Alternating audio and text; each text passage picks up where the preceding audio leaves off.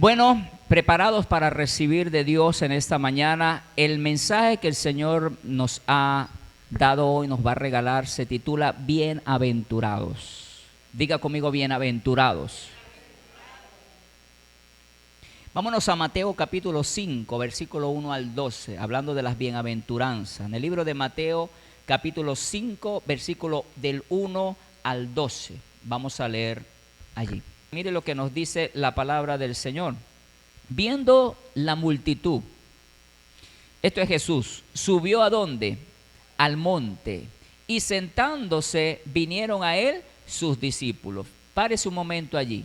Dice la palabra, comienza diciendo, viendo la multitud. O sea, Jesús estaba reunido con una multitud. Diga conmigo, multitud. Mire, las multitudes siempre van a estar rodeando a Jesús. Siempre va a haber multitudes. Pero me llama la atención que él dice que él subió, o sea, él se salió de la multitud y fue y subió ¿a dónde? Al monte. Y allá fueron a parar ¿quién? Y sus discípulos vinieron a él, no la multitud. ¿Quiénes vinieron? Los discípulos querían escuchar de su maestro, de Jesús.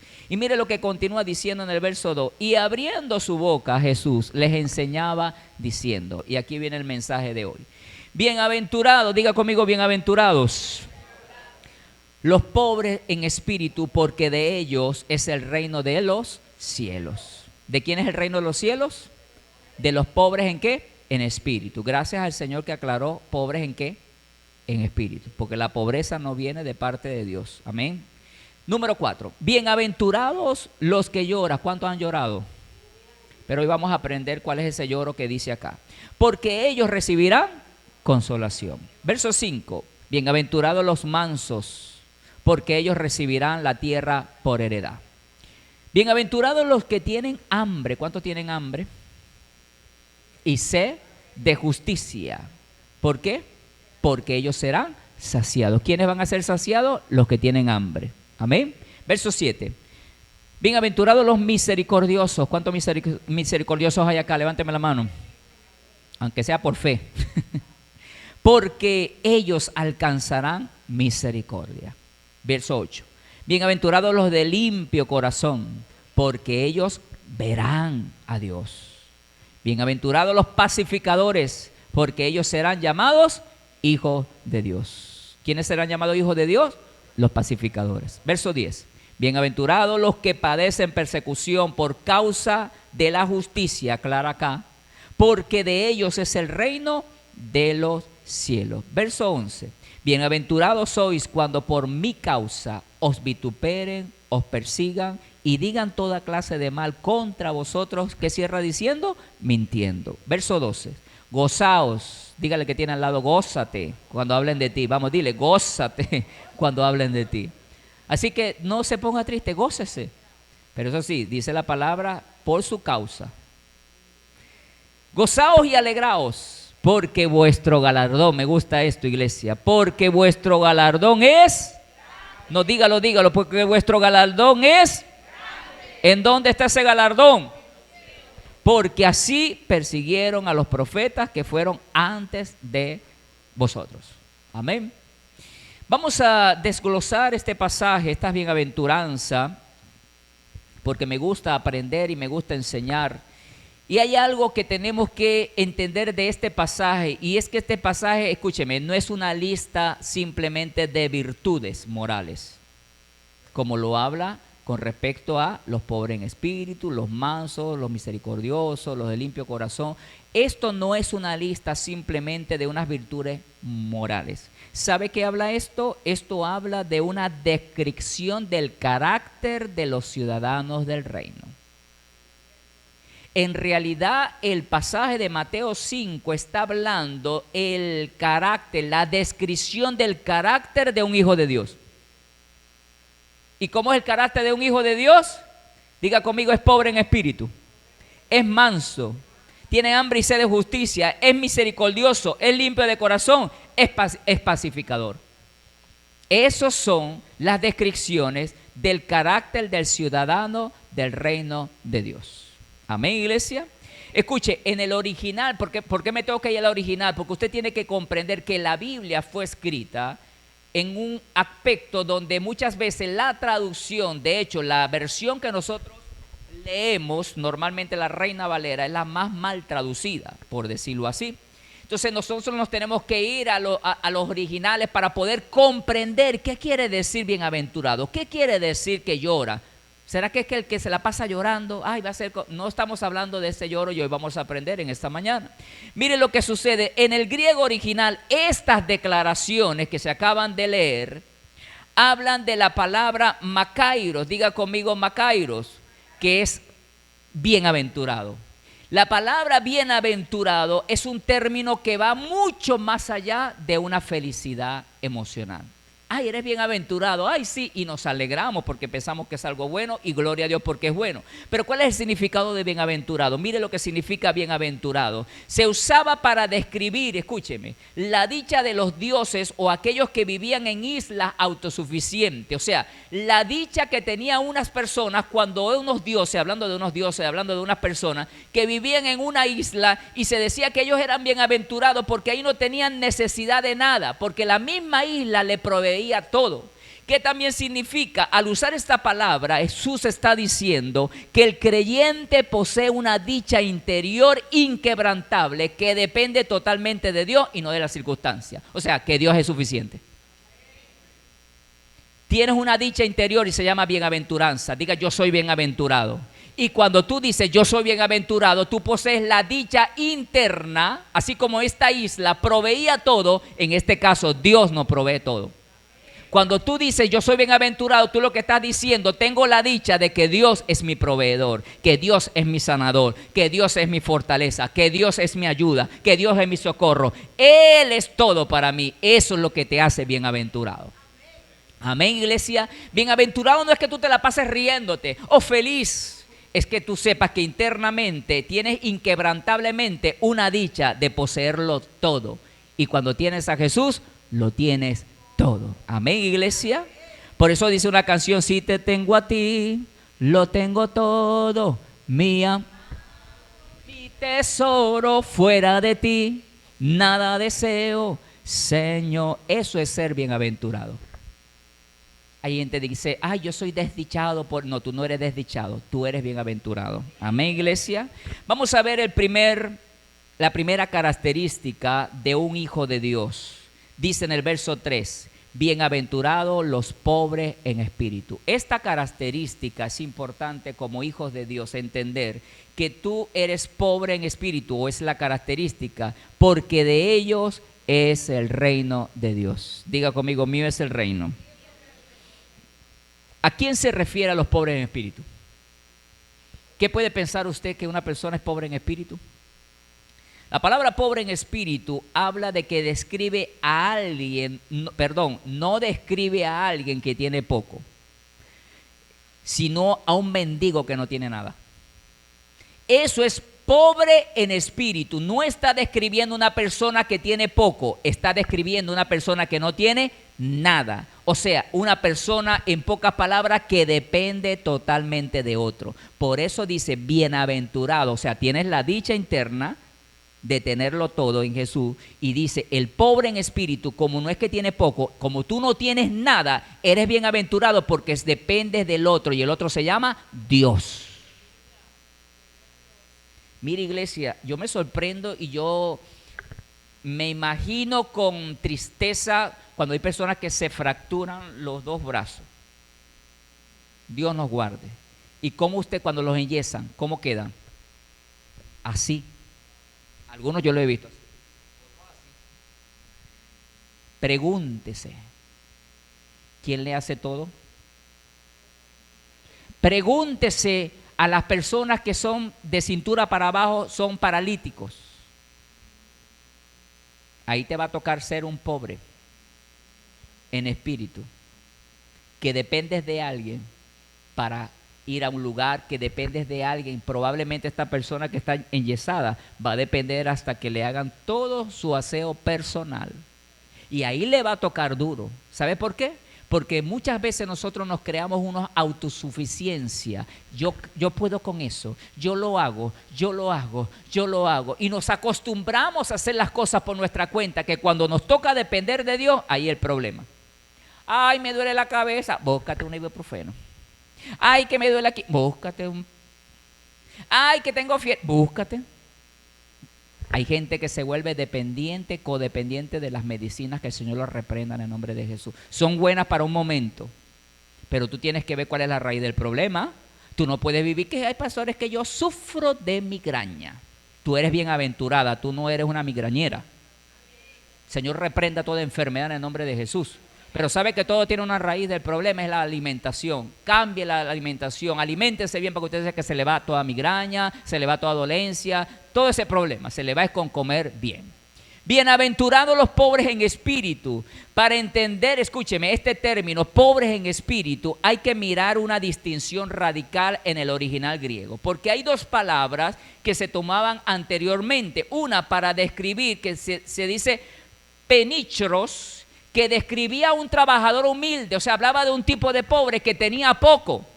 Pero hablaba también de otro que es tocho en el original, que describe, es la que describe Jesús, pobre en espíritu. Está hablando de un mendigo que no tiene nada. No está hablando del pobre que tiene poco, está hablando del pobre que no tiene nada. Hermano, ¿cómo usted se siente cuando en la semana, el día lunes, que usted tiene que hacer mercado, resolver para la semana y tiene en su cuenta solo 10 bolívares? Muy triste. Y ahí te toca depender de quién. De Dios, porque el esposo, Señor, ayúdalo, provéele. También está bendecido, pastor, no tiene real, no tiene nada. Bueno, dependan de Dios.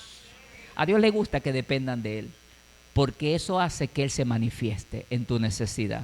Entonces, ¿qué habla de esta necesidad de Jesús de decir pobre? Habla de un mendigo, viene de la raíz que significa encogerse, agazaparse. ¿Verdad que cuando las personas te van a pedir en la calle, muchas personas hacen esto? ¿Será que me da? ¿Será que me da?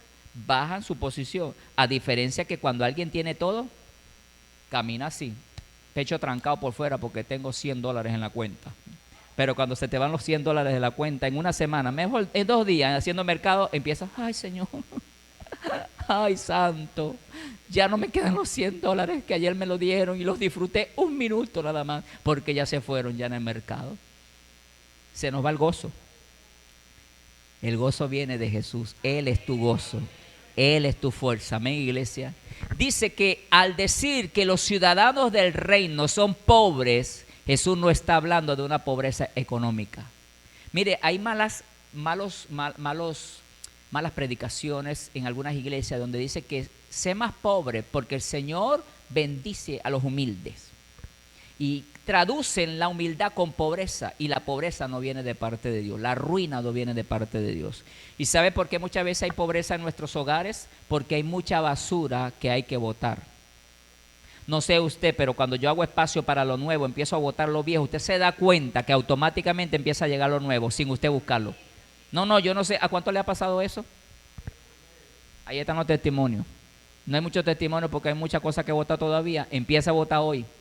Empiece a botar el cuarto loco que a veces tenemos en nuestros hogares, el que llamamos cuarto loco, el depósito, por decirlo así, perdóneme la expresión. Agarre y empiece a botar cosas. Eso trae ruina a la casa, eso trae pobreza a la casa. Los pantalones, las ropas interiores, todo hablando de pobreza, aunque esta no es la pobreza que estoy hablando, pero estoy dándole a entender, usted tiene que agarrar y botar lo viejo. Eso que ya se estira así ya.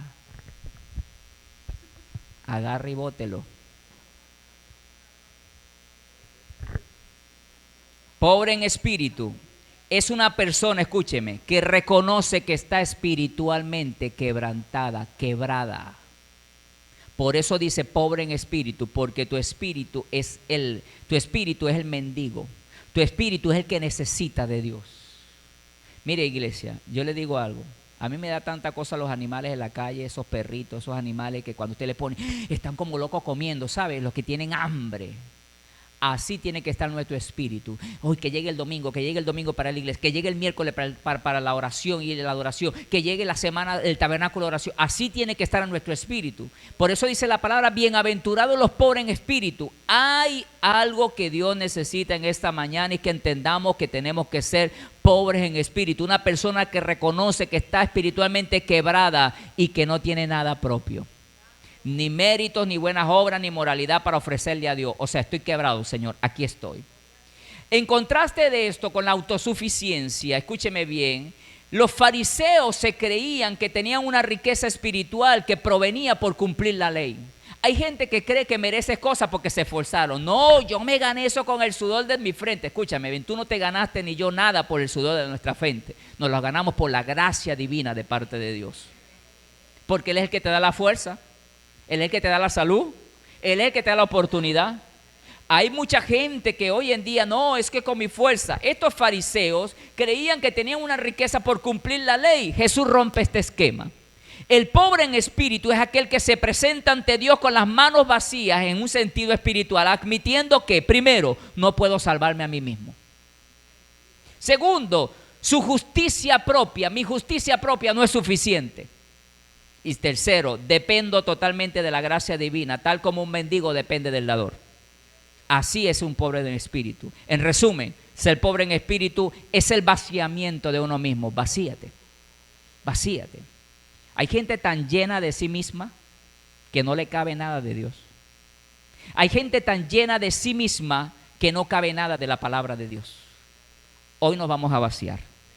Hoy nos vamos a volver unos pobres en espíritu para que Él nos pueda llenar. ¿Cuántos dicen gloria a Dios? Nadie puede ser llenado por Dios si primero no reconoce que está vacío. Nadie puede ser lleno de Dios si primero no reconoce que está vacío. Hoy necesitamos reconocer, Señor, necesito de ti. Amén, iglesia. Segunda bienaventuranza, los que lloran, porque ellos recibirán consolación. Hablando de los que lloran, en el original Jesús utiliza esta palabra para definir el término más fuerte en griego para el luto. Es una persona que habla de este lloro, habla de una persona que está en luto, o sea, usado para lamentar una muerte de un ser querido. Imagínese usted, no es el lloro esto que me pisé el dedo, que me quedé sin comida, de un lloro superficial, por decirlo así, sentimental, es un lloro profundo. Es un lloro de dolor y yo no sé a cuánto le ha tocado llorar de dolor. Pero escúcheme bien, ¿cuál es el lloro? No es una tristeza casual, escúcheme, sino un dolor profundo por el propio pecado y el estado del mundo. Dos cosas distintas. Bienaventurados los que lloran, o sea, bienaventurado el que siente un profundo dolor por su propio pecado. No está hablando de este lloro emocionalista, sensacionalista que muchas veces está hablando de este lloro con un profundo dolor porque le fallé al Señor. ¿Cuántos se han sentido bien tristes cuando le fallan al Señor? ¿Cuántos han terminado hasta llorando porque le han fallado al Señor? Levánteme la mano. Ese es el lloro que el Señor en esta mañana te dice, bienaventurado eres. Es más, te digo algo, tú vas a recibir consolación. ¿Sabes por qué califica? Porque te duele esa falla. Hay gente que peca y no le duele. No es bienaventurado. Hay gente que falla y peca y no le duele. Andan por la vida con la mente entenebrecida. En el original, escúcheme, no es una autocompasión, es un dolor del pobre en el espíritu que al ver su vacío se lamenta por su pecado y por la ruptura del mundo. Yo no sé usted, pero si usted y a mí no nos duele el mundo, las personas, las almas, entonces no vamos a ser bienaventurados. A veces nosotros no lloramos por las personas que no nos pasan por las venas y tenemos que pedirle al Señor, Señor, ayúdame, Señor, a llorar por mi vecino, por la bruja que se está perdiendo. Y eso se lo pedimos al Señor cuando somos pobres en espíritu. Es allí donde puede entrar ese dolor en tu vida, que Dios permite que tú lo tengas. ¿Para qué? Para que pueda el mundo de alguna otra forma recibir esa oración con profundo dolor y con llanto, porque te duele esa oración. Amén, iglesia. En el original este llanto tiene un propósito. Me gusta este propósito de bienaventurados los que lloran, porque este llanto, este lloro tiene un propósito y es metanoia, significa arrepentimiento. ¿Cuál es el propósito de llorar? Que nos arrepintamos. Porque estamos hablando de es un dolor por el pecado. Bueno, ese dolor que sufres es metanoia, que es para el arrepentimiento. No es un llanto de desesperación, sino un dolor que se siente alguien que ama a Dios y ve cómo su pecado lo lastima. Yo no sé cuánto le han fallado a un amigo que usted dice, oye amigo, perdóname, amiga, perdóname de verdad, y usted llora, no, es que lo que me hiciste es grave, y a ti te duele porque es tu amiga, le fallaste. a nuestra pareja, a nuestro esposo, a nuestra esposa, a nuestros hijos. ¿Te duele? Así mismo es este que llora: Señor, perdóname porque te he fallado. Amén, iglesia. Entonces, como alguien que lastima el corazón de Dios, es un luto por la condición espiritual propia y de la sociedad.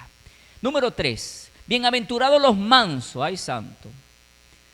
Bienaventurados los mansos, porque ellos recibirán la tierra por heredad. Aquí no está diciendo que van a recibir por heredad los que se pelean, los que se tumban los dientes, los que cortan cabeza, los valientes, los esforzados, los que tienen músculo. No, está hablando de los mansos.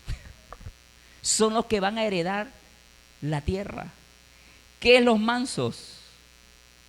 La palabra manso no significa debilidad. La palabra manso en el griego original se usaba para describir a un animal salvaje que había sido domesticado. En pocas palabras, es un poder bajo control. El que es manso es porque tiene un poder increíble bajo control. Manso nos han dicho a nosotros que es una debilidad, cuando en realidad cuando tú ves una persona mansa es porque esta persona llena de poder pero controlando ese poder. Eso es mansedumbre. Poder bajo control, eso es manso. Es una humildad gentil ante la voluntad de Dios. En el contexto bíblico, escúcheme, es la humildad ante Dios. El manso no lucha por sus propios derechos, ni se amarga cuando es maltratado, porque sabe que su herencia y su identidad están seguras en Dios. Diga conmigo: mi herencia y mi identidad están en Cristo Jesús. Eso es mansedumbre. Le voy a narrar una historia corta de un ejemplo de mansedumbre. Había una vez en el corazón de la selva densa un joven leopardo llamado Calo. Calo era fuerte, ágil, pero vivía bajo una idea equivocada. Creía que para ser respetado debía imponerse con las garras, los rugidos ante la menor provocación. Un día, un viejo elefante llamado Bara, caminaba lentamente hacia el único pozo de agua que quedaba en la sequía. Calo, queriendo demostrar su poder, se interpuso en el camino, erizando su lomo y enseñando los colmillos. «Apártate, viejo», rugió Calo. «Yo llegué primero y mi fuerza me da el derecho a beber hasta saciarme. Tú solo eres un estorbo lento». Bara, el elefante, que tenía la fuerza suficiente para derribar árboles de un solo empujón, no rugió, no se alteró. Simplemente bajó su trompa, movió sus grandes orejas con calma y dio un paso a un lado, permitiendo que el leopardo pasara. «La verdadera fuerza, joven Calo», dijo Bara, el elefante, con voz profunda y serena, «no es la que se usa para aplastar a otros, sino la que se tiene para dominarse a sí mismo». Salió Calo, bebió y se burló y se fue. Pero días después, el joven leopardo cayó en una trampa de cazadores. Una red de cuerdas gruesas lo mantenía suspendido y mientras más luchaba con ira, con violencia, más se le apretaban los nudos. Eso es lo que sucede cuando nos airamos, nos enredamos más la vida. Este animal estaba allí con sus rugidos de rabia que solo lo agotaban, pero lo ataban más. De pronto de la maleza se abrió, era Bara. El elefante podría haber seguido de largo, recordando los insultos de Calo, pero su naturaleza mansa, poder bajo control, lo guió a actuar. Esa mansedumbre lo guió a actuar. Fíjese lo que hizo Calo. Con una precisión asombrosa, Bara usó su inmensa fuerza para herir, no para herir, sino para desatar con delicadeza la red y romper los postes que sostenían la trampa. Cuando Calo estuvo en el suelo, que cayó, temblando y humillado, comprendió la lección. «Pudiste haberme dejado aquí», susurró el leopardo. «Tienes el poder para destruirme por mi insolencia». Y vino Calo, el elefante, y le dijo, soy manso. Respondió el elefante, porque mi fuerza no me domina a mí, yo domino a mi fuerza. El que vive por su furia termina enredado en ella, pero el manso hereda paz de toda la selva. Soy manso, Calo, respondió el elefante. Desde ese día, escúcheme, Calo dejó de rugir para asustar y empezar a usar su agilidad para proteger a los más pequeños. Aprendió que ser manso no es ser débil, sino ser tan fuerte por dentro que ya no necesitas demostrar nada por fuera. Esos son los mansos. Cuando la gente te diga, ay, pero tú sí eres tonta. Tengo demasiada fuerza para quedarme callado y no decirte lo que te tengo que decir. ¿Qué hay que hacer por ti? Eso es manso. Y a la gente le da rabia, ¿sabes? A la gente le da rabia que tú no explotes porque ellos se están enredando. Es como este leopardo. La rabia hace que se enreden más en la vida y no les va bien. Pero el que va con calma, el que va con esa fuerza domada por el Espíritu Santo de Dios, porque el Señor, escúchame, el Señor te dio y me dio a mí y a ti dominio propio. Este elefante no era cristiano, pero tenía dominio propio. Y eso se desarrolla, escúcheme bien, eso no es una varita mágica. Se desarrolla, ¿sabe dónde? Con esa gente difícil, con esos casos de la gente que anda hablando, murmurando de ti, el otro que te metió el pie, el otro que se agarró el turno tuyo. Quédese tranquilo. El que se cuela en la cola, mire, y empezamos a pelear, quédese tranquilo. La mansedumbre. Amén, iglesia. ¿Aprendimos algo de la mansedumbre? ¿Qué es mansedumbre? Poder bajo control. Es poder, usted tiene poder, pero bajo control. Eso es mansedumbre. Número 4. Bienaventurados los que tienen hambre y sed de justicia, porque ellos serán saciados. Hablando de hambre y sed de justicia, aclara que el uso indica el deseo por la justicia completa. ¿A cuánto les gusta la justicia? ¿A cuánto les gusta que sean justos? ¿Y a cuánto les gusta ser justos? A la hora de repartir la comida en la casa, las madres, al gordón, toma pechuga. Mi amor, toma hueso. Jamás. Cuidado con eso. ¿Los huesos? ¿Para quién? ¿Para mí? Porque le gustan los huesos. A mi esposa también le gusta puro hueso. ¿Qué habla de justicia? A nosotros nos gusta la justicia, pero muchas veces no nos gusta ser justos. Mire algo de la justicia. Es el anhelo desesperado de alguien que está muriendo de hambre por ver la rectitud de Dios establecida. Eso es hambre y sed de justicia. Alguien que muere, alguien que tiene hambre por la rectitud de Dios establecida en mi vida. No, que se haga justicia ese malandro, no estamos hablando de esa justicia. Estamos hablando que la rectitud de Dios se plasme en mi vida. Que su justicia, tengo hambre y sed de justicia, Señor. La justicia tuya, Señor, sea revelada en mi vida. Y cuando Él se revela en tu vida con justicia, tú te vuelves justo. Te vuelves justo en el castigo con tus hijos. Te vuelves justo en la medida en cómo tratas a tu vecino. Te vuelves justo en hacer el bien y no el mal. Porque el Señor dice que paguemos con el bien el mal que nos hacen. ¿Cuántos dicen gloria a Dios? Entonces, para entender el hambre, debemos recordar que en el original no se trata de un deseo ligero, sino una necesidad vital. ¿Cuántos han tenido hambre alguna vez de comida? ¿Cuántos han tenido hambre? Alguien me dijo a mí, me corregía, pastor, no es hambre, usted no tiene hambre, usted tiene ganas de comer, usted todavía no ha pasado hambre. No, y es la realidad. ¿Sabe quiénes tienen hambre? La gente de la calle que tiene una semana, 2 semanas sin comer, que está en la basura, o sea, el estómago le suena. Ellos sí tienen hambre. Ese tipo de hambre es el que el Señor te compara acá. Necesitamos tener hambre y sed de la justicia de Dios. Señor, yo quiero ser como tú. Yo no sé cuántos tienen hambre acá de parecerse a Jesús. Pero muchas veces, seamos honestos, no nos queremos parecer a Jesús. ¿Sabe por qué? Porque me va a tocar perdonar a aquella persona. Me va a tocar hacerle una torta y celebrar el cumpleaños a aquella que habló mal de mí.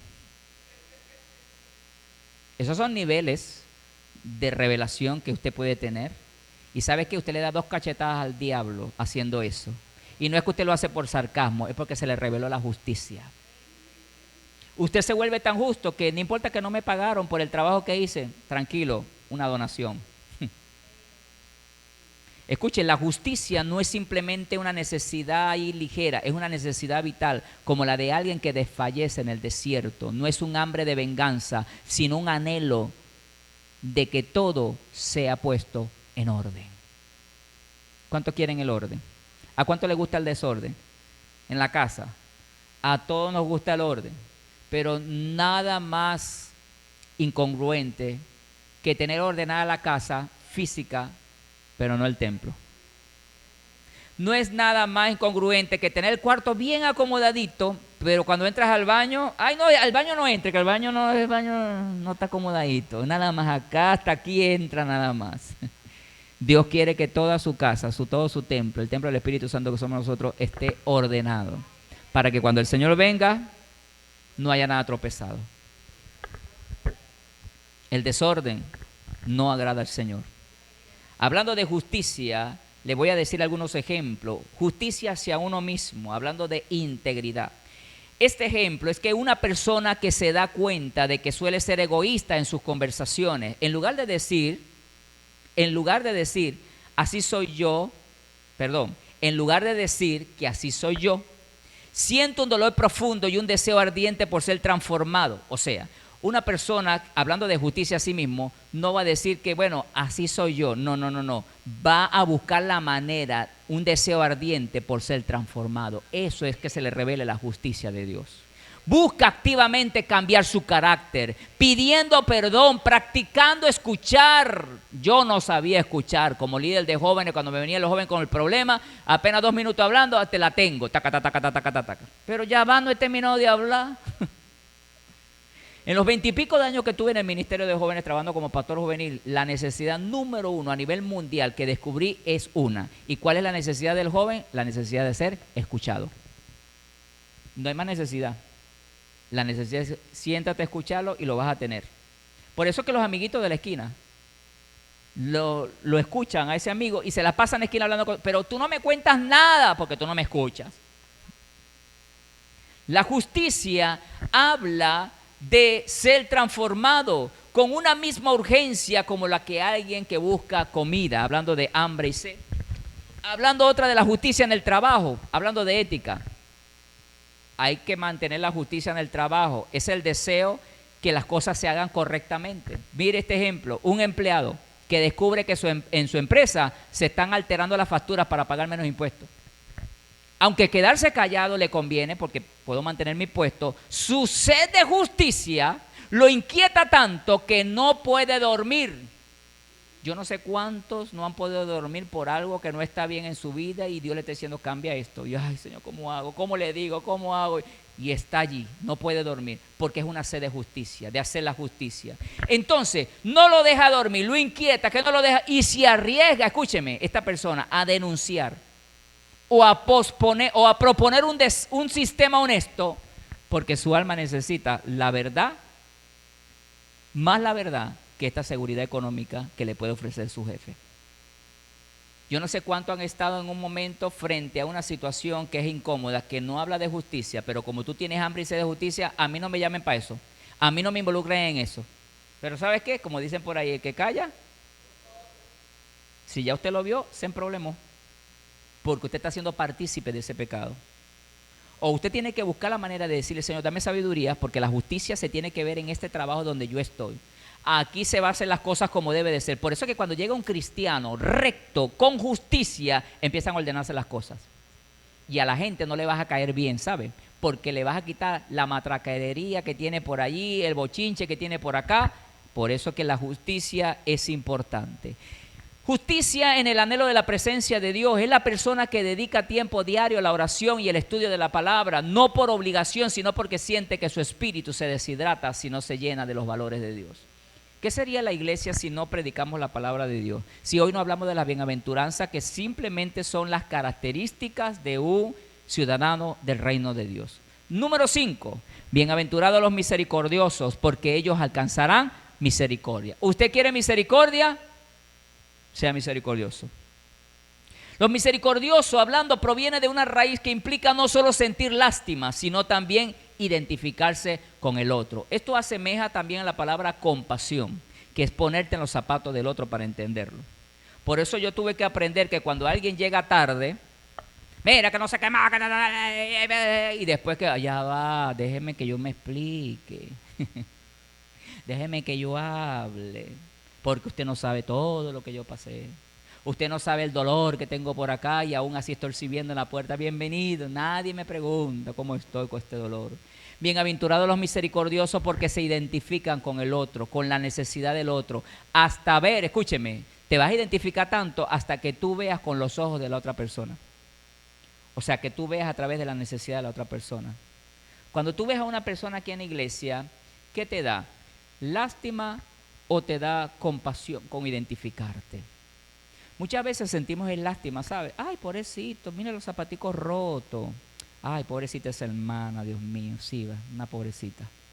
Y así me quedo. Eso no es misericordia. Sino que tú te pongas en los zapatos de esa persona.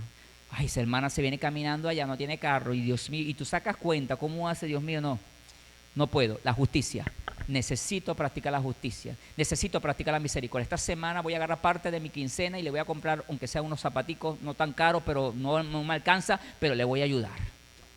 Y usted llega el domingo acá, practicando la justicia, practicando la misericordia, y usted al entregar eso, usted está actuando en compasión. ¿Y sabes qué dice la palabra del Señor? Bienaventurados los misericordiosos, porque Dios va a desatar misericordia también sobre tu vida cuando tú tengas una necesidad. Él va a usar a otros para que también te supla una necesidad. Va a poner a otro a que lo vea, a que vea a través de tu necesidad.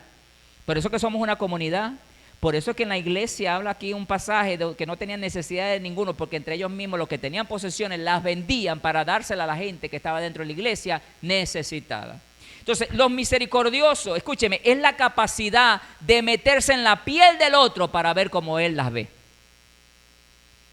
Qué tremendo es que jamás podremos comprender a una madre que está en la cárcel allá con sus hijos, visitándole, llevándole comida, a un muchacho que mató a 7 y violó a 5. Y uno, ay, que se muera ese. Porque tú no estás mirando desde la necesidad de ese hombre o de esa mujer, ¿por qué lo hizo? Mire, a veces yo veo casos, me gusta ver mucho los casos de asesinato en la televisión. Hay un programa que pasa y uno se queda, wow, impresionado de cómo pasan asesinatos porque hay demonios que le entran a esas personas. Hay odio, hay tantas cosas. Niños que fueron una vez lindos y hermosos, un día ya no lo fueron. Pero pregúntese, oye, la misericordia de Dios es ver a través de los ojos de la necesidad del otro. Por eso es que Dios necesita que nosotros nos vaciemos y seamos pobres en espíritu, porque solo Él se nos revela a nosotros y podemos orar de la necesidad, desde la necesidad de la otra persona, para poder comprender. La profundidad de esto, iglesia, de ser misericordioso, es que no es un sentimiento pasivo. Ay, pobrecita la hermana, los zapaticos, bueno. Eso es un sentimiento pasivo. No hice nada para resolver el problema. Ay, pastor, mire el bombillo aquel que está quemado, que ya tiene un mes quemado. ¿Y qué hace que tú no lo has cambiado? Eso es, ¿qué lo acabo de decir? A nivel de pasivo. Un sentimiento pasivo. No es un sentimiento pasivo. Es una misericordia en acción. La estructura es recíproca. Mire, quien muestra ese carácter demuestra que ya ha recibido la misericordia de Dios. Quien muestra el carácter de una misericordia activa demuestra que ya ha recibido la misericordia de Dios. Entonces, dígame usted por qué hay gente que no es misericordioso. ¿Será porque no ha recibido la misericordia de Dios? ¿Pero por qué no la ha recibido? Porque no ha sido misericordioso. El que es misericordioso es porque ya recibió la misericordia de Dios y practica la misericordia de Dios. El que no es el que no recibe misericordia, por supuesto no lo va a hacer porque no lo ha sembrado. En el reino de Dios, escúcheme, siempre los principios se van a dar de una siembra y una cosecha. Dice la palabra, bienaventurado eres cuando eres misericordioso. Hablando de esto, es quien muestra este carácter, demuestra que ya la misericordia de Dios ha sido manifestada sobre su vida. Número 6, bienaventurados los de limpio corazón. Y vamos profundizando. Bienaventurados los de limpio corazón, porque ellos verán. Sin santidad nadie verá al Señor. Limpio de corazón, diga conmigo, limpio de corazón. Y como dice una canción, limpio de manos y de corazón puro, que no es vanidoso ni sabe engañar. Limpio de corazón habla de cátaros, significa algo puro. Algunos han tenido perfumes puros, un buen perfume, caro yo. Imagínense este perfume de alabastro. No es que el perfume era de alabastro, el alabastro era la base donde estaba el perfume adentro, que era costoso. Dice que este limpio corazón es algo puro, sin mezcla y sin levadura. Describe a alguien con una intención pura. Yo le digo al Señor cada día, Señor, ayúdame a que mis intenciones sean correctas y puras. Yo me cuido más de lo que hago que de la intención que hago. Porque escúcheme bien, hay una gran diferencia entre un corazón limpio que hace las cosas con una intención pura, con una devoción a Dios, libre de hipocresía. Mire, si yo voy a regalar un par de zapatos, que ya la suela está por despegarse, mándelos a coser primero y después los regala. La intención no es que, bueno, ya yo doné, ya yo regalé, ¿con qué intención lo hacemos? Profundidad de esto, hablando en la Biblia, el corazón es el centro de la voluntad y el pensamiento. Ser un corazón limpio significa tener motivos puros. ¿Qué te motivó a regalarle ese vestido a la hermana? ¿Qué te motivó a sembrar esto o aquello? ¿Para ser visto por los hombres? Ahí están los fariseos, lo hablamos el domingo pasado. Oraban para ser visto. Hay intenciones en nuestro corazón que Dios las va a revelar. En esta mañana procuremos con la profundidad de tener motivos puros. Por eso dice, bienaventurados los de limpio corazón. O sea, los que tienen motivos puros en el nombre del Señor. ¿Cuántos dicen amén? Número 7, bienaventurados los pacificadores, porque ellos serán llamados hijos de Dios. ¿Usted quiere ser un hijo de Dios? Usted tiene que ser pacificador. Los pacificadores, aquí está, literalmente hacedores de paz. ¿Quiénes son los pacificadores? Diga conmigo, hacedores de paz. No se refiere a quienes evitan el conflicto. Eso no está hablando de pacificadores. Está hablando a quienes trabajan activamente para reconciliar a los hombres. Eso es un pacificador. A todos los creyentes se nos fue otorgado un ministerio. A todos tenemos un ministerio. Y está en 2 de Corintios 5:17, anótelo por allí. 2 de Corintios 5:17 y 18. Mire el ministerio que el Señor le dio a toda la iglesia. Por si acaso, yo no estoy en ningún ministerio, pastor, usted tiene uno. Acá está. 2 de Corintios 5:17 y 18. De modo que si alguno en Cristo está, nueva criatura, no es que será, es. Las cosas viejas pasaron, he aquí, algunas, todas son hechas, ¿qué? Nuevas de paquete. Verso 18. Y todo esto proviene ¿de quién? De Dios, quien nos reconcilió consigo mismo por Cristo. Y mira, aquí viene el ministerio. Y nos dio el ministerio ¿de qué? De la reconciliación. O sea, te dio el ministerio de ser un pacificador. Ser un pacificador no es simplemente evitar la pelea. Es trabajar para reconciliar a los hombres. Mire la madre cuando los hijos están peleando. Mamá, que fulano se puso mis medias, que aquel me agarró la camisa. Y usted, venga acá, usted, venga Pedrito, venga Juancito. Ahí usted está siendo un pacificador. Pero no, hay madres que no son pacificadores. Ay, mira, yo le regalé a fulano tal, a uno de mis hijos le di unos zapatos Adidas que le costaron $50. Toma tú los de $20 porque tú te portaste mal. Y lo que crea es un conflicto entre los hijos. Ay, ojalá que tú fueras como tu hermano, que ese sí me pasa todos los viernes, a mí me pasa $10 y tú no me pasas nada. Creas conflicto, no estás siendo pacificadora, Dios mío. Hay gente que no es pacificador ni siquiera en su comunidad. Recuerdo cuando 2 semanas atrás fui a una reunión de una persona que antes se congregaba aquí hace años, ella falleció y su familia me pidió, como ella se congregaba aquí hace años, me pidió que llevara una palabra. Y empecé a hablar y de todo lo que hablaba, yo hablé de las señoras chismosas, para no decir otra cosa, de las cristianas chismosas que viven en la comunidad, que se andan asomando para ver quién llegó. Y entonces me dice el hijo de la señora que murió, me dice, pastor, gloria a Dios por eso, porque aquí habían algunas de esas, o yo, estaban metidas aquí sentaditas, ¿no? Yo le dije, no, que tranquilo, que yo las conozco, ya yo me di cuenta quiénes son, porque es que se les irradia. Escúcheme, como se le irradia a una persona chismosa, también se le irradia que es pacificador. ¿Qué estamos irradiando? En el trabajo, ¿qué estás irradiando? En la escuela, ¿qué estás irradiando en la casa? Porque en la iglesia todos irradiamos. Pastora Norsi, Dios le bendiga, ese cabello se le ve hermoso, parece una leona de Judá. ¿Qué estamos irradiando? Mire, cuando dice la palabra que en Cristo, el que está en Cristo, nueva criatura es. La palabra estar en Cristo significa una posición jurídica y vital. O sea, el que está en Cristo no es que yo estoy metido ahí adornando, no, tú tienes una posición jurídica.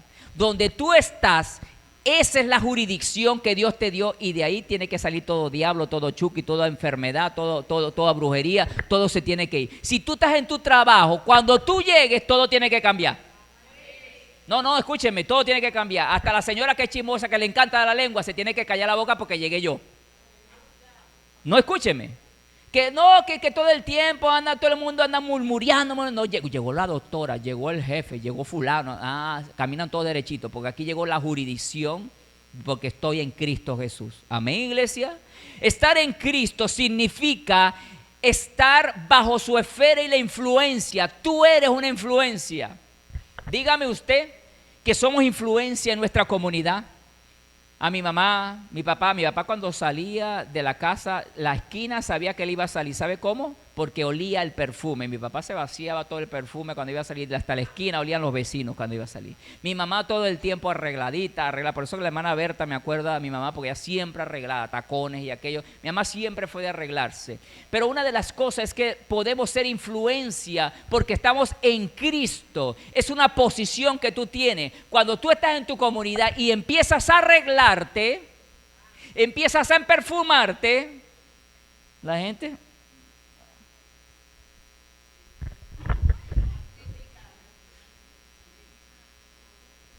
empiezo a arreglarme porque también la vecina se está arreglando. Aunque sea por envidia.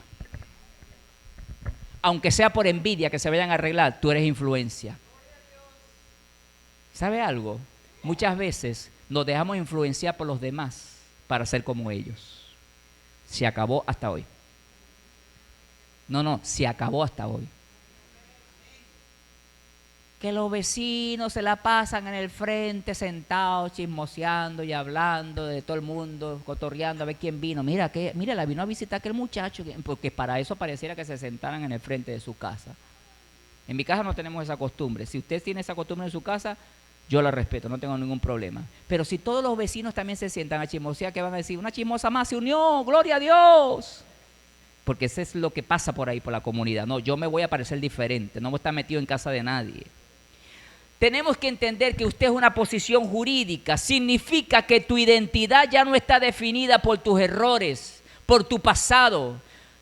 Escuche algo, tú y yo estamos sumergidos en la persona de Jesús. O sea, que tú le perteneces a Jesús. Y como tú le perteneces a Jesús, su justicia, su herencia, ahora te pertenece a ti. Amén, iglesia. Le voy a dar un ejemplo para ir cerrando de los pacificadores. Mire este ejemplo. En el Valle de las Piedras Grises vivían dos clanes que llevaban años sin hablarse, los zorros rojos y los zorros plateados. Ambos peleaban por un pequeño arroyo que cruzaba la frontera de sus territorios. Si un zorro rojo venía y se ponía su pata en el agua, los plateados ladraban amenazando. Si un plateado bebía de más, los rojos lanzaban piedras. En medio de ellos vivía Milo, un viejo tejón. Estos viejitos con sabiduría, que no pertenecía a ninguno de los dos bandos. Milo no era un pacífico, Milo no era un pacífico que se quedaba encerrado en su madriguera ignorando los gritos. Él era un pacificador. Milo no era un pacífico que se quedaba encerrado en su casa viendo cómo se caen a golpe la gente, cómo grita. No. Él no era uno que ignoraba los gritos, él era un pacificador. Aquí me voy a meter yo. Mire, un verano de ese sol recio, la sequía fue tan extrema que el arroyo se convirtió en un hilo de lodo. Los dos clanes de zorros se reunieron en la orilla, erizando los pelos, enseñando los dientes, listos para la batalla final por las últimas gotas. ¡Es nuestra agua!, gritó el líder rojo. Nosotros lo protegimos primero, auxilió el plateado. Justo cuando iban a saltar, ya a engrincharse, a caer uno a los otros, Milo el tejón se interpuso. No traía armas, Milo, solo una pala vieja. Justo cuando se iban a caer. Si pelean hoy, decía el tejón, dijo Milo con calma, la sangre manchará el poco lodo que queda y nadie podrá beber. El agua no es de nadie porque se está acabando para todos. Y sigue diciendo. ¿Y qué sugieres, viejo?, gruñó el zorro. ¿Que nos sentemos a esperar a morir de sed? Sugirió. Construyamos, respondió Milo. Si cavamos juntos en el nacimiento del arroyo, bajo aquella roca grande, encontraremos el manantial profundo, pero se necesitan las garras fuertes de ustedes los rojos y la agilidad de los plateados para mover las piedras. Los zorros dudaron. Era más fácil odiarse que trabajar juntos. Pero Milo empezó a cavar solo. No importa, usted va para allá, se fueron para allá, me dejaron solo. Empezó a ser un pacificador, miren. Empezó a cavar solo, bajo el sol abrasador. Poco a poco un joven zorro rojo se le acercó a ayudar. Luego un plateado, al ver que el hacedor de paz, al ver que el hacedor de paz no se rendía, los líderes bajaron la guardia y se unieron a la tarea. Todos empezaron a cavar. Al final del día el agua brotó con fuerza, llenando el pozo lo suficientemente grande para todos. Milo, dijo el líder plateado mientras bebía. Pensamos que la paz era que tú no nos molestaras. O sea, para ellos la paz representa que Milo no los molestara a ellos. ¿Sí? No, respondió Milo sonriendo. La paz no es que el ruido se detenga. La paz es el trabajo difícil de construir un puente donde antes había un abismo. Desde entonces, en el valle no recordaban a Milo como el que evitaba peleas, sino como el que creaba vida donde solo había conflicto. ¿Qué estamos creando nosotros en medio del conflicto? ¿Vida o le echamos más leña al fuego que se prenda más? ¿Hay problema en el matrimonio de tus hijos? Ay, mi amor, la hija suya, bótalo, ese muchacho no sirve para nada, no quiere trabajar. No, mi amor, usted tiene dos manos, broma, usted se puede autodefender y broma, para estar aguantándole cosas a ese hombre, broma. Echándole leña al fuego a esa suegra. No escuche a la suegra, no escuche a su mamá, no escuche a su papá. No permita que nadie se meta en su matrimonio en este sentido, a menos que sea para dar algo sabiamente. Porque la desgracia de tus padres no puede ser atribuida a tu vida. Este animal Milo estaba diciendo, la paz no es ausencia de ruido, no es que se detenga. La paz es trabajar, crear vida donde hay el conflicto. ¿Qué estamos creando cuando hay un conflicto? Cuando estás peleado con tu esposo, ¿qué estás creando? Terminas de cocinar, suena tu perolero y el esposo allá esperando. Toma, llévale a tu papá ahí. Y tu hijo viendo eso, y el domingo te ve aquí, ven Señor, como dijiste, derrama tu gloria, Señor. Y el hijo, mamá hipócrita, tú no eres ninguna pacificadora. Llega tu hijo de la escuela, no mamá, que la escuela que estaba llena, y yo le grité y le dije que no sé qué más. Bueno, y pues no te quedes callado, eso sí es verdad. Vamos, dale más duro. No, tú eres una pacificadora, siéntate allí. Ve lo que vas a hacer. Vas a ser como Milo y vas a ser como el elefante. Actuar con sabiduría, iglesia, nos evita grandes problemas. Nos evita, esa rabia te enreda más como este leopardo, enredado más por su rabia, intentando esa fase. No hagas tanta cosa. Admitamos que necesitamos ser pacificadores. Amén, iglesia. ¿Qué debemos de ser en esta tierra donde Dios nos plantó? Pacificadores. Ser pacificadores no es prevenir. La pacificadora es que en medio del conflicto tú construyas paz. Amén, iglesia. Número 8, bienaventurados los que padecen persecución. Con esto cerramos. Persecución por causa de la justicia, porque de ellos es el reino de los cielos. Los perseguidos, en términos griegos, implica una persecución continua y sistemática. Es la marca final de quien vive los valores del reino del mundo. En pocas palabras, iglesia, si tú buscas al Señor, tú vas a ser perseguido por causa de la justicia. Y hablando de esto de ser perseguido, no está hablando literalmente que te van a perseguir. Están hablando de que no te van a pasar, no te van a aceptar, te la van a hacer duro. En el trabajo hay alguna que te la va a montar, el jefe te la va a montar, el líder te la va a montar, pero es para que usted entienda que cuando tú padeces persecución es que estás haciendo las cosas bien. Si no nos están haciendo la vida de cuadrito, entonces todo va mal. No le estás haciendo peso a las tinieblas. Porque cada vez que usted busca del Señor, parece que la gente se endemoniara más. Cada vez que tú buscas del Señor, la vecina de al lado empieza a lanzarse las ratas muertas. Pero bueno, y entonces ahí es donde viene el carácter de las bienaventuranzas. Ahí es donde viene el carácter de los que son del reino de Dios. Yo tengo que ser manso, yo tengo que ser manso, yo tengo que ser... Ya déjeme buscar cuál me toca ser. Ah, manso, ay, santo Dios. Me voy a armar de valor con dominio propio, porque necesito la mansedumbre. Amén, iglesia. Dato curioso de esto de ser perseguido. Es en la primera y la última bienaventuranza terminan con la misma promesa. ¿Cuál es la promesa de la primera bienaventuranza? Dice los pobres en espíritu. ¿Cuál es la recompensa? Porque de ellos es el reino de los cielos. ¿De quiénes? De los pobres en espíritu. Y mire lo que dice de los que padecen persecución. La promesa es la misma. ¿Cuál es la que dice? Por causa de justicia serán perseguidos, porque de ellos es el reino de Dios. ¿Qué me quiere decir esto? Esto es una inclusión. Habla de que esto indica de que todo lo que hay en el medio pertenece a los ciudadanos del reino. ¿Qué es lo que hay en el medio? Vámonos. En el medio, verso 4. ¿Qué es lo que hay en el medio? Ellos recibirán consolación. Recibirán la tierra por heredad. Serán saciados. Alcanzarán misericordia. Y ellos verán a Dios. Esa es la recompensa que Dios te dice desde el principio hasta el final. Hay una recompensa para los que alineamos nuestro carácter al carácter del Señor. ¿Cuántos dicen amén? Y cierro con esto diciendo que el Señor dice que nosotros somos en Mateo 5:13. Vosotros sois la sal de la tierra. Diga conmigo, vosotros sois la sal de la tierra. Quiero centrarme en esto, en la sal. Nosotros somos sal y luz, pero hoy quiero hablarle esto nada más, cerramos con esto. Vosotros sois la sal de la tierra. Y dice, pero si la sal se desvaneciere, ¿con qué será salada?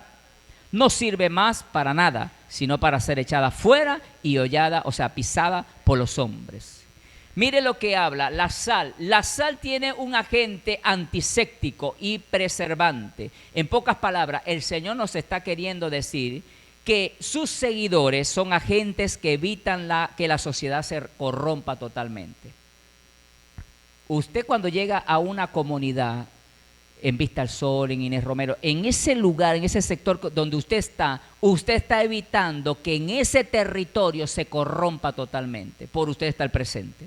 Porque usted es sal. El cristiano, escúcheme, al vivir las bienaventuranzas, actúa como un preservante moral. Donde todo el mundo está chismoseando, ya se para el chisme aquí. Donde todo el mundo está mintiendo, ya se acabó la mentira. Donde todo el mundo anda, ay, que no tenemos, sí tenemos. En el nombre del Señor eso va a proveer el Señor. Donde no haya fe, usted va a inyectar fe. Amén, iglesia. Y segundo, hablando de sabor, condimento. En los antiguos decían que la comida sin sal era insípida, o sea, era triste. ¿Cuántos le han tocado comer en un restaurante donde la comida es insípida? O de repente, ay, eso no sabía nada. Es desagradable ver algo tan sabroso, tan jugoso, tan atractivo. Y cuando usted lo come, ay, esto no sabía nada. Tráeme un poquito de sal, por favor, porque la sal es necesaria. Usted es necesario en el lugar donde usted está. Hablando de sabor, el ciudadano del reino aporta sabor a la vida. Ay, pastor, algunos no parecen sal, parecen otra cosa. Parecen pimienta. Usted tiene que ser sal en la vida de otro. usted tiene que darle alegría. Escúcheme bien, sabor. Donde hay amargura, el cristiano pone gracia. Donde hay aburrimiento espiritual, usted pone esperanza. Ser sal significa que tu presencia debe hacer que la vida de los demás sea mejor. Cuando alguien te conoce a ti, escúchame, cierro con esto. Cuando alguien te conoce a ti, cuando alguien está a tu lado, cuando alguien se vuelve tu amiga o tu amigo, esa vida tiene que mejorar. Al caminar contigo. Ay, ya te pareces a Zulimar, ahora que andas con Zulimar. Gloria a Dios, porque se me pegó ahora algo bueno. Ahora soy una mujer intercesora, guerrera, una mujer que ama a Dios, una mujer de familia, una mujer X. Oye, ay, ahora andas con fulanito y tal, ahora andas arregladito y perfumado, porque antes andaba Dios santo, como que un poquito descuidado. Sí, porque me inspiró mi amigo a vestir mejor, me inspiró mi amigo a hablar mejor, me inspiró a mi amigo a buscar al Señor y ahora tengo paz en mi corazón. La vida de otro tiene que mejorar. Pero ¿cómo va a mejorar si los requisitos del carácter están aquí en Mateo 5? Yo necesito del Señor. ¿Usted lo necesita? Denle un aplauso al Señor.